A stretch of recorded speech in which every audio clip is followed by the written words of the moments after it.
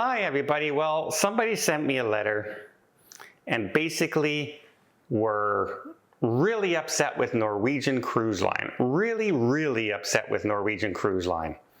Because look, we all know about the wildfires and the destruction in Maui, in Hawaii. Well, they're upset because Norwegian is going back to Maui. And they say, how dare they, after everything that's happened? Well, let me tell you how they dare.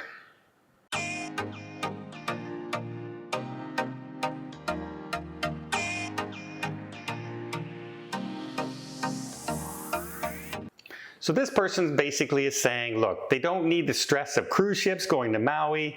They've been devastated by wildfires. They're struggling. People have lost their homes, and all that is absolutely true. And then they're blaming the cruise line for interfering with the residences and the people and not being friendly to the people of Maui. Well, let's clarify some things, okay? First off, Norwegian Cruise Line didn't just say, hey, you know what, we're going to go back to Maui. And here we come, guys, get ready for us. No, they've been in constant contact with the Hawaii Tourism Bureau, Maui representatives, and the governor of Maui and Hawaii as well. And they all together arranged and came up with a plan. And it was the Maui government that reached out to Norwegian to say, hey, we could really use you to come back and help the economy.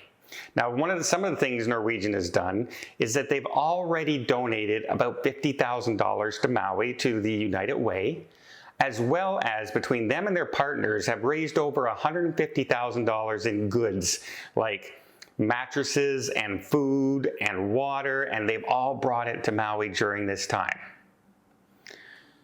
along with some other cruise lines. However, Norwegian has a particular interest in Hawaii, as they are the only cruise line registered with a ship in the United States, the Pride of America in the United States, and they regularly just go around Hawaii. So they have a local connection as well. And they have now decided to go back. Now, are they going back to the port that was burned? No, they're going to another port, but they've made all these arrangements going with the governments and the local people and the local tourism board, and they were asked to restart and reschedule the ships.